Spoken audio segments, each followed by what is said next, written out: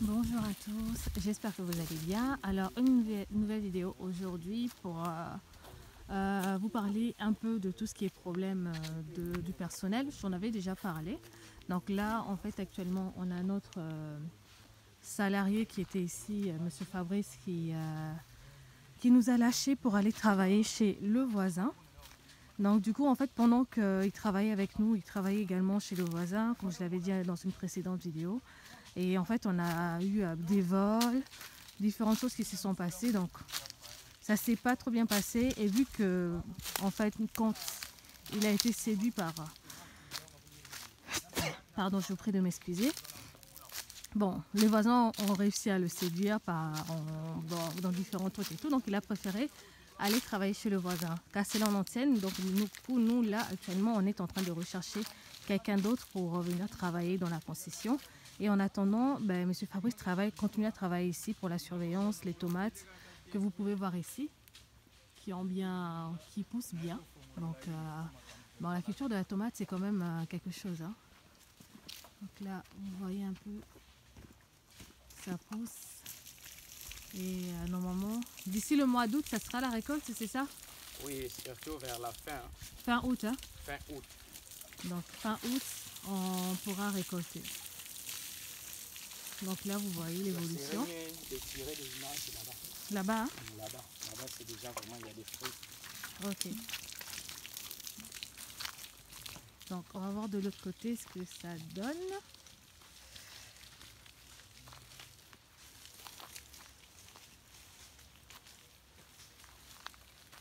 Là, vous voyez un peu les tomates. Donc, il y a un grand travail qui a été fait. Là, vous voyez les tomates. Je suis contente quand même. Hein. Au moins quelque chose qui est produit. Là, on a un agronome qui travaille avec nous. Et du coup, qui a pris les choses en main. Et qui a qui a boosté vraiment pour qu'on en arrive là. Il a fait un grand travail. Voilà, je suis contente par rapport aux tomates. Donc fin août, ça sera la récolte. Donc du coup, je vous disais que le travailleur continue à faire du coup travailler des deux côtés pour nous et pour le voisin parce qu'il ne va pas nous lâcher tant qu'on n'a pas trouvé quelqu'un. Et là, on a un consultant qui travaille avec la ferme Jaune Congo, que l'agronome en fait, le responsable des agronomes, je pense, de la ferme qui nous a envoyé. Ils devaient venir ensemble, mais il n'a pas pu venir. Et il nous a envoyé pour qu'ils viennent voir le lieu, la situation géographique, ce qu'on fait ici, et pour ensuite nous recommander des nouveaux travailleurs. Parce que moi, personnellement, la ferme Jaune Congo, pour moi, c'est le modèle parfait d'une ferme, comment elle doit être. Et là, vous avez le consultant, par exemple, qui nous disait que dans une ferme, on ne peut pas avoir juste mettre la végétation, produire que des légumes. Et il faut une partie animale. Pourquoi? Parce que cette partie animale va permettre en fait va vous permettre, même si vous ne produisez pas beaucoup, mais ça va vous permettre d'avoir par exemple de la fiente, si vous avez des poules, des crottins de chèvres si vous en avez. Et tout ça va vous servir pour l'agriculture. Donc il faut vraiment mélanger les deux qu'il nous a dit. Donc c'est quelque chose qu'on va faire. Hein. Mettre les poules, c'est ce qu'on va faire. Mais d'abord, la priorité, ça sera de mettre la clôture pour sécuriser le tout. Et ensuite, on mettra les animaux. Et voilà. Donc, du coup, il est venu pour constater. En fait, ce qu'il nous a dit, c'est que le manioc est une culture qui appauvrit la terre. Donc, qui appauvrit vraiment la terre. Et qui vaut mieux vraiment se mettre plus sur la partie maraîchage pour bien nourrir la terre. Donc si vous voulez vous aussi vous chercher des gens qualifiés, n'hésitez pas à contacter Rinedi pour vous orienter pour trouver des travailleurs qualifiés parce que là, personnellement, moi actuellement, je ne veux plus travailler avec des gens qui viennent te dire oui, je sais faire, parce qu'en fin de compte, beaucoup te disent qu'ils savent faire et tu te rends compte qu'ils ne savent rien faire. Donc attendez, je passe sous. Donc là, depuis qu'on nous a volé le Karamoïb, on a remplacé par ça. Donc je ne veux plus travailler avec des gens qui juste te disent j'ai déjà planté ceci, cela, je sais faire. Non. Maintenant, je préfère vraiment passer par des professionnels, des gens qui ont de l'expérience, quitte à payer un peu plus cher. Parce qu'en fin de compte, le but, c'est pas de juste d'avoir un champ pour planter ma manioco, pour récolter une fois par an, c'est tout. Le but, c'est vraiment de produire quelque chose. Donc, je préfère payer quelqu'un d'expérimenté un peu plus cher, mais de voir qu'on a une production qui est faite chaque mois, qu'on vend des produits et tout, quoi. Donc, c'est pour ça qu'on a demandé à la ferme Jeune Congo, en tout cas à l'agronome qui connaît des personnes, de venir nous aider par rapport à ça. Donc là, j'essaie de les retrouver. Non, je vais voir. Je les avais laissés en haut pour moi, aller fumer les tomates. Donc je vais aller voir ça. Donc là, c'est notre chemin. Il faudrait en fait nettoyer, demander aux gens de venir couper les arbres pour faire le chemin comme il faut.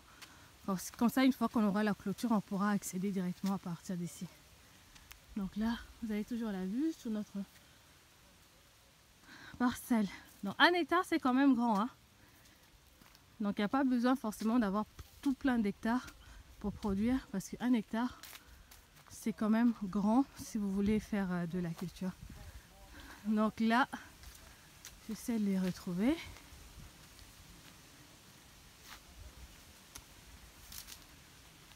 Tac, tac, tac.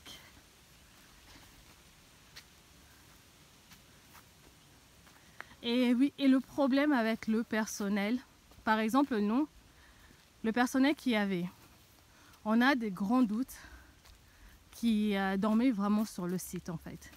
Parce qu'en fin de compte, il y a des gens qui ont vu, alors que la personne travaille ici en permanence, il est payé pour pouvoir dormir sur place, surveiller le champ, les champs et tout.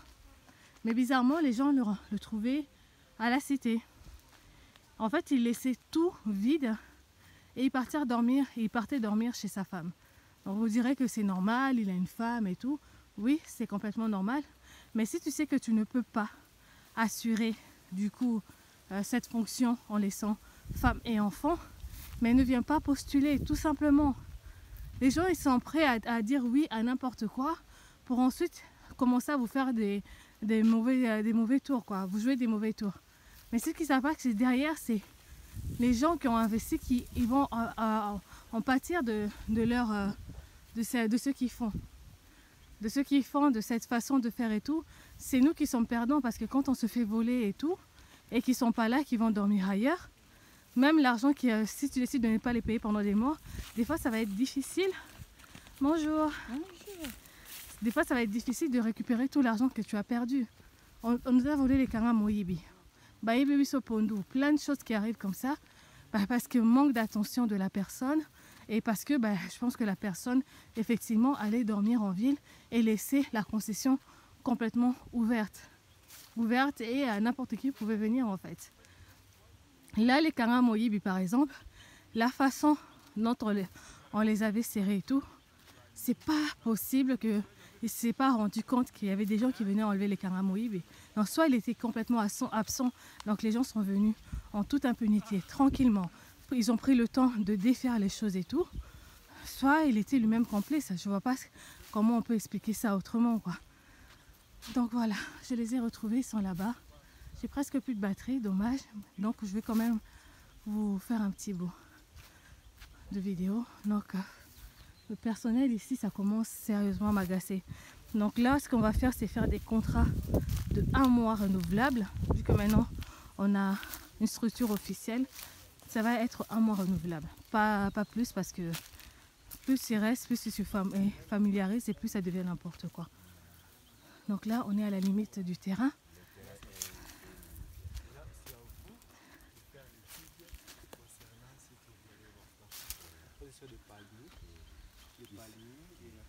Là, regardez comment tout a été volé, quoi. Ici, parce que ma présence pour l'instant, c'est juste la prospection. Effectivement. Après la prospection, c'est par là où on va vous projeter les... Quoi dirais-je? C'est par là où on va vous projeter la vision. Effectivement. Hein? Les recommandations. Effectivement. Après la prospection, on descend par les recommandations que non, il faut du moins voir, qu'il faut faire ceci pour aménager les terrains. parce que les terrains cherchent un aménagement. Or, lorsque je vois très bien, déjà, quelque part, presque la plus grande partie est déjà occupée par les arbres fruitiers. Malheureusement, je ne vois qu'un seul espèce plantée. Je ne sais sur quoi avez-vous pensé, voire deux, parce qu'il n'y a que des manguiers qui dominent. Il n'y a que des manguiers qui dominent. Exceptionnellement, on peut trouver des pieds de safoutiers, je vois là-bas, et puis presque, tout est déjà fini. Or, du fait qu'il est déjà aménagé par des arbres fruitiers, de toute la partie qui sont déjà aménagées par des arbres fruitiers, on est obligé de pratiquer l'agroforesterie, de bénéficier et les arbres fruitiers, y compris d'exploiter les sols pour essayer de minimiser les coûts sur d'autres exercices qui pouvaient nous interpeller, de les faire pour les soins des plantes qui sont déjà là. On peut commencer à faire des cultures sous bois. Il y a tant de cultures sous bois qu'on peut mettre. Par exemple, c'est quoi? Bon, par exemple, avec le terrain, de la manière qu'il a, déjà il faut effacer l'image de manioc. Vous voyez que depuis que vous l'avez planté, il n'y a pas la bonne croissance. Pourquoi? Point d'interrogation, là on va développer. Mais on peut procéder même par le semis de gingembre, ça peut aller. Gingembre, ça peut aller. Quand je vois très bien aussi, même avec les tarots, ça peut très bien aussi aller. Donc, il faut... Parce que les tarots au niveau des étangs, là, ils poussent même tout seuls. Hein? Même si au niveau des étangs, on peut le faire parce que je vois déjà, on n'est pas encore arrivé, mais il y a déjà présence des plantes racinaires là-bas ils poussent tout seuls. Endurcir les espaces. Mais pour occuper la place sur laquelle qui nous donne trop des exercices, surtout aux plantes, parce que quand ils seront trop étouffés, la production va aussi baisser. Or, pour permettre à cette production, on peut se dire, bon, plantons, boutirons les tarots. La bonne partie est déjà occupée par les tarots. Lorsqu'on va entretenir les tarots, cet entretien sera aussi bénéfique pour nos arbres fruitiers qui sont sur place. Vous voyez que on va commencer à se bénéficier des uns aux autres. Et vous voyez, par rapport aux arbres fruitiers que vous avez trouvés ici, elles sont des arbres que nous avons rencontrés ici, au moment où nous avons acheté la concession. Mais nous-mêmes aussi, nous avons aussi planté des arbres fruitiers. Il y a des safoutiers. Donc déjà, les manguiers qui fleurissent, ce sont eux que vous avez rencontrés. Mais du moins, ceux que vous avez plantés, je vois, il y a que des courtes safoutiers qui sont encore ça là. aussi, vous les avez croisés là-bas. Mais ce qu'on a planté, ça se trouve de l'autre côté. On a planté une trentaine des arbres fruitiers des différentes espèces. Il y a les poiliers, il y a encore le mangoustier, il y a le margoté. Ou bien vous avez planté des jeunes plantiers? Bon, ce sont des jeunes plantiers. À part ça aussi, il y a des safoutiers que nous avons plantés. Oui, j'ai vu aussi un oranger là-bas. Il y a des orangers. Il y a aussi des bananes plantées qu'on a plantées. Donc il y en a là-bas. Dès qu'en descendant là-bas, vous allez voir les différentes espèces qu'on a plantées. Parce que les souhaits de la dame était de transformer la concession à un verger. Mais vu que, bon, comme vous venez de dire aussi, ce n'est pas aussi impossible de combiner les vergers et d'autres cultures aussi on peut faire. De toutes les façons, c'est à nous seulement de bien réfléchir. De bien réfléchir comment on peut ajouter encore d'autres cultures qui seront bénéfiques sur la vie des autres. Le but aussi, ce serait qu'on puisse produire régulièrement pour pouvoir vendre et avoir une entrée d'argent pour entretenir les champs, payer les salariés. Établir une chaîne de production. C'est exactement. Parce que les tarots, c'est combien de mois à peu près avant la récolte? Les tarots, déjà avec 6 mois, ça peut déjà aller. Là, c'est juste la liste, mais la liste est vraiment longue. On n'a pas dit que tout simplement s'arrêter avec les tarots. Parce que même jusqu'à ce niveau, quand les moyens sont disponibles, on peut produire même les maraîchères en arrivant jusqu'à ce niveau. Parce que le grand problème, c'est d'avoir la capacité de permettre l'eau, d'apporter l'eau jusqu'à ce niveau. Quand l'eau nous arrive jusqu'ici, en tout cas, croyez-le-moi, vous allez vous en sortir de faire la chaîne de production, comme on veut de le dire que non. Tel jour, de tel mois, telle semaine, de tel jour, nous produisons, nous faisons la récolte. On peut faire cela, mais en disponibilisant les moyens. Vous avez vu au Jeune Congo, ils avaient déjà fait les installations. Système d'irrigation là. Donc le système d'irrigation ne leur pose plus problème. Lorsque vous avez besoin d'irriguer cette partie, vous savez d'ici jusque là, on a combien de toteries, on a combien de distributeurs, on a combien de tourniquets. Ah non, nous allons nous arrêter à partir de là. Il y a des robinets. Vous ouvrez et puis l'arrosage c'est automatique. Et quand vous êtes là déjà, vous l'effacez à tout moment. Vous savez que non, nous arrosons souvent notre culture de telle heure à telle heure. Donc à telle heure, il faut arrêter le moteur. On arrête. Parce que je vois déjà l'eau est là. Parce que les problèmes qui posent vraiment problème majeur dans de différentes fermes que j'ai déjà mis mes pieds, c'est vraiment un problème d'eau. Or, l'eau, c'est un facteur principal de croissance des végétaux. Or, végétaux, cela veut dire les petites nyonso, les végétaux. Pour équatre, on est obligé, il y a cause solution, il y a maille. Quand vous ne vous en sortez pas de trouver la solution avec la permanence d'eau, sachez que tous vos idées seront arrêtées en route. Vous n'allez pas atteindre les objectifs visés. Mais si déjà le problème d'irrigation est déjà vraiment là, tout est déjà fini. Je vous ai entendu parler de compost. Faire monter le composteur, ce n'est pas de la magie, c'est la technique. On peut le faire en avoir en permanent et commencer même à les libérer de gauche à droite, comme vous l'avez souligné. Mais le problème, c'est quoi? C'est l'eau. Après l'eau, et là maintenant, nous entendons les problèmes financiers. Parce qu'on ne peut pas dire que il n'y a que moi qui commence. Tellement j'ai un candidat, il n'y a que lui, il n'y a que lui, il n'y a que lui. Monter un composteur seul, ce problème-là, en titre d'exemple. Avec la disponibilité des moyens. Oui, la disponibilité des main-d'œuvre est là. En tout cas, vos besoins risqueront d'être réalisés. Même d'en sortir, de faire une chaîne de production. On peut déjà faire ça. Sinon, on a déjà vu, on peut descendre. Parce que l'objectif était de voir aussi l'étendue. Et puis quand on a vu l'étendue. Par rapport au palmier né, comment vous l'avez trouvé? Oui, au palmier né. Le palmier né, vous voyez que ça ne donne pas totalement. Non. Vous avez déjà mangé des noix d'ici? Non, d'ici, non, mais de l'autre côté, ça. Ici. Les problèmes que nous en avons, c'est juste que les palmiers ici que vous voyez, ça ne produit pas au même moment. Ça ne produit pas au même moment. Donc, c'est-à-dire, des fois, on peut avoir ces arbres ici, un régime ici. Quand vous arrivez à accueillir le régime là-bas et de l'autre côté, ça commence un peu, vous voyez, là même pour faire un peu la transformation du dépal, il faut avoir une grande étendue. Une grande étendue. C'est ce moment-là qu'on peut voir comment on peut faire pour arriver d'avoir au moins des palmiers, des palmiers mûrs au même moment. Au même moment. Là, c'est juste de jouer avec les raisonnements sur le moment de plantation. Après le moment de plantation, il faut avoir une superficie disponible. Parce que les palmiers consomment déjà la partie. Je vous dis, si on vous disait que non, on vous donne rien que 200 pieds de palmiers de les planter. En tout cas, vous verrez que la place risque d'être insuffisante. Alors avec la production de... on peut entrer ici. Oui, sans problème. Moi je suis par là vu que dans la pantalon mon laïté. C'est un problème, c'est non non mais non, ok, d'accord. La dame nous a conseillé si c'est possible d'essayer un peu de... Donc vous avez un peu entendu l'expertise du consultant qui nous a été envoyé.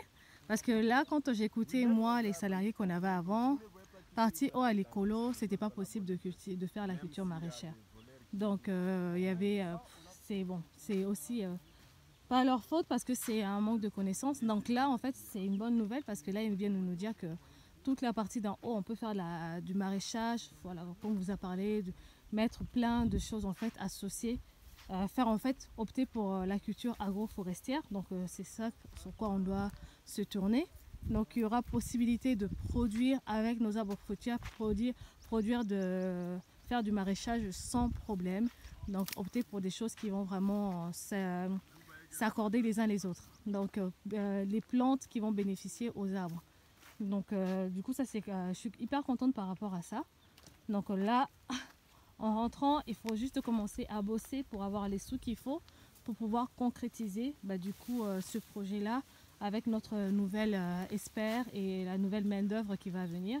Franchement, d'ici la fin de l'année, j'espère qu'on aura vraiment une chaîne de production et qu'on va commencer à produire et vendre nos produits régulièrement. Et on commencer à se tourner vers le bio. Parce que là, l'agronome qu'on a actuellement, je pense qu'il n'est pas totalement formé pour faire de l'agriculture biologique. Donc là, moi, c'est ce que je veux opter, c'est le bio. Et un maximum de bio en tout cas. Et voilà. Donc, je vous invite à continuer à me suivre, hein, à nous suivre dans cette aventure avec du coup l'entrepreneur Enedi qui est là.